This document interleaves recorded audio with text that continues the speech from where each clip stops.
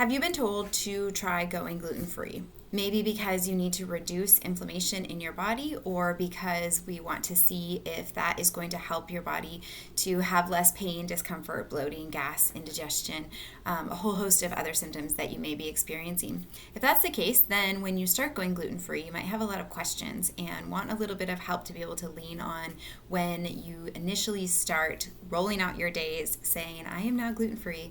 What in the world does this look like?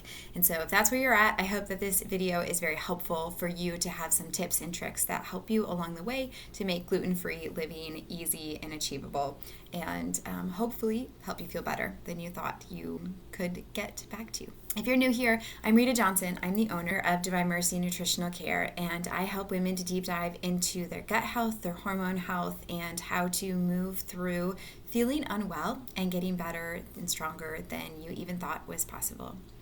So I have personally been living gluten-free for a long time. Probably if I stopped and counted, I'm sure it would be the last 8 or 9 years. And for me personally, this is something that is so easy for me to be able to do in my day-to-day.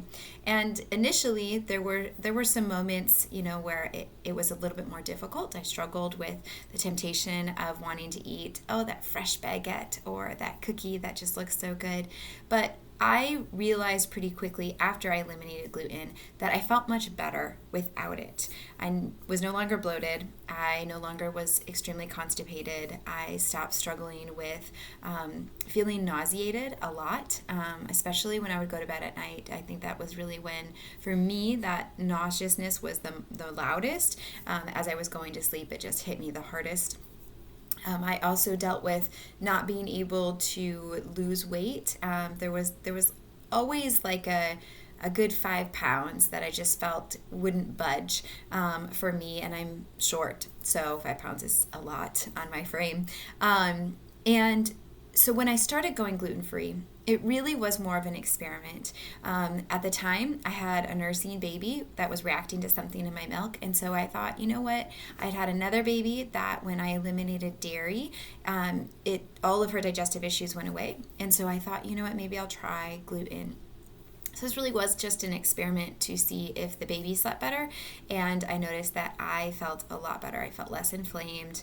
I didn't feel as achy and sore, and so it just quickly became a natural habit for me. What I did then is a little different than how I would do things now. It was definitely at the time, I would say 8, 9, 10 years ago, there was a boom in gluten-free products. And so, marketing was all over the place for everyone going gluten-free and having all these gluten-free alternatives. And it's to such a point now that I honestly forget a lot of times that these are options that are out there for people when they eliminate gluten, because I am so reluctant to feel at all pulled by them, in large part because the way that they're almost always highly processed. They need to be shelf stable for a much longer period of time, because even though it feels like a lot of people are gluten-free, it is a lot less of turnover with gluten-free foods on the store shelves than it is for gluten. Even gluten products on the grocery store shelves have a lot of things that are, there to preserve them, make them not go bad as they're waiting to be purchased. But gluten-free is even more so because of the way that gluten itself can bind. And, just like if you were to bake a gluten loaf of bread versus a gluten-free loaf of bread, it's really hard to get that beautiful rise, that browning color. And it's because of the nature of the grain of wheat. And within that grain of wheat is the gluten. And gluten will cause that dough to rise and brown and be really yummy. But unfortunately for some of us, that this is a really big problem for how our body's interacting with the wheat.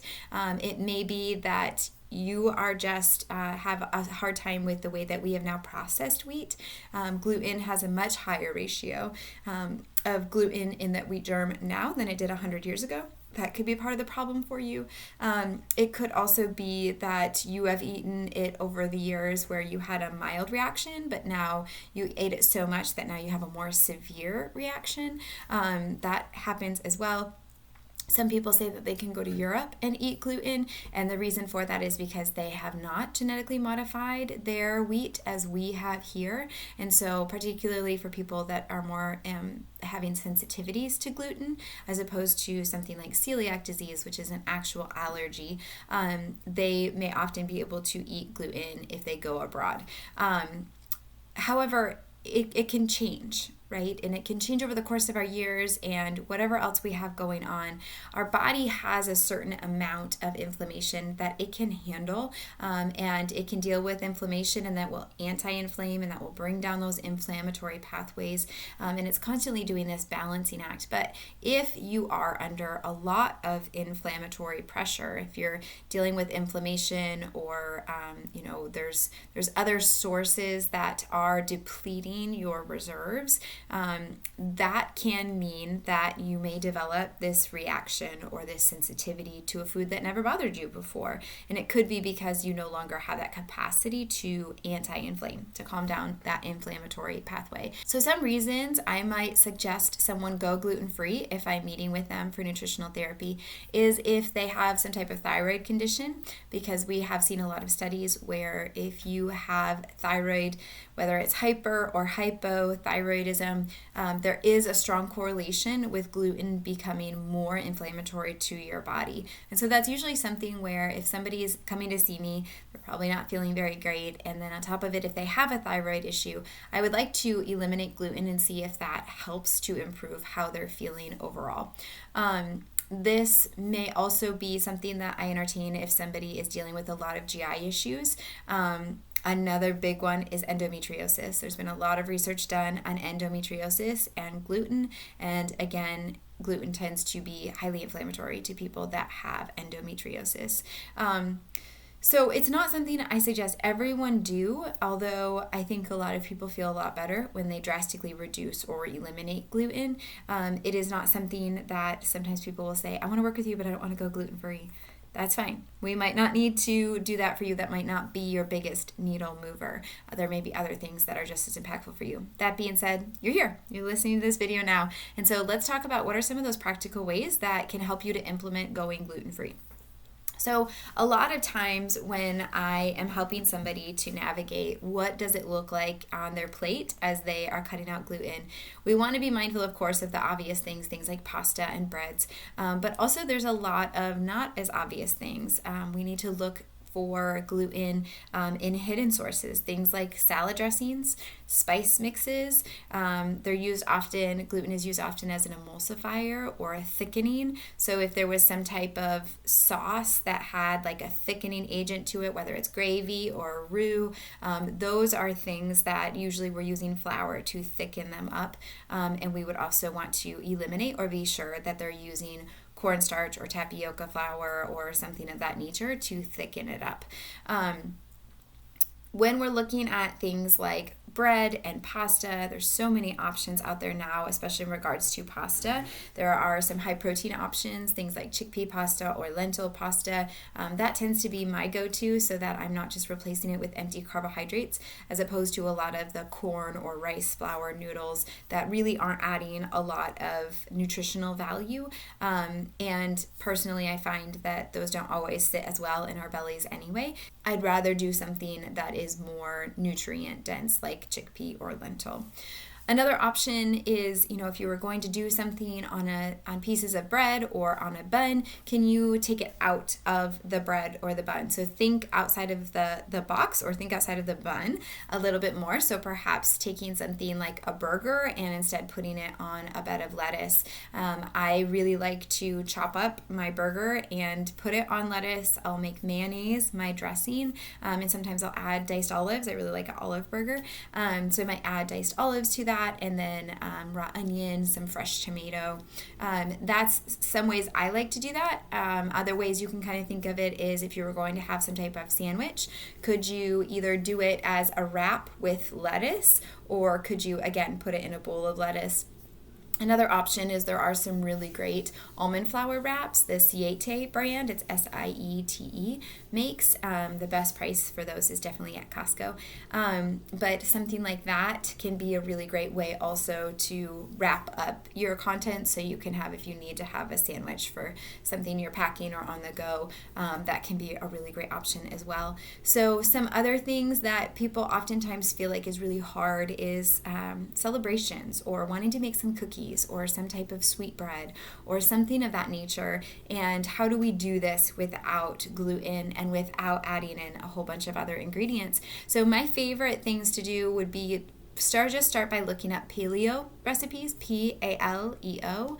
Paleo recipes are going to go a long way in terms of helping you to be able to do this in a grain-free way.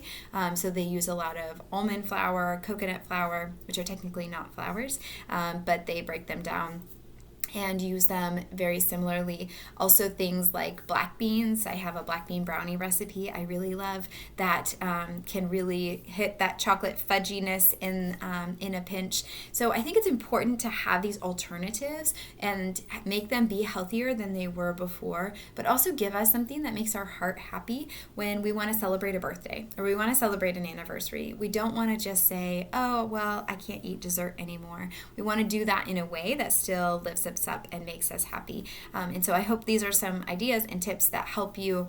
Also, there's so much you can do going out to eat. You can still live your life. You really just want to look for, and I do this a lot before I'm going out to eat, I might look at a menu and see, are there gluten-free options? An Italian restaurant that doesn't have gluten-free options is going to be very difficult to eat at.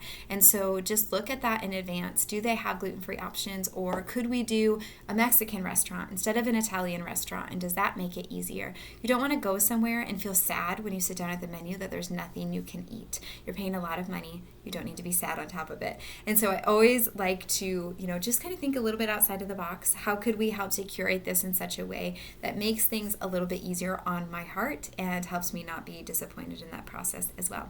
I hope this helps. If you want someone to walk alongside of you with making these changes, I invite you to sign up for a discovery call with me. I'd love to talk about what kind of support you are needing in your health journey right now and the ways that we might be able to work together to make that easier for you.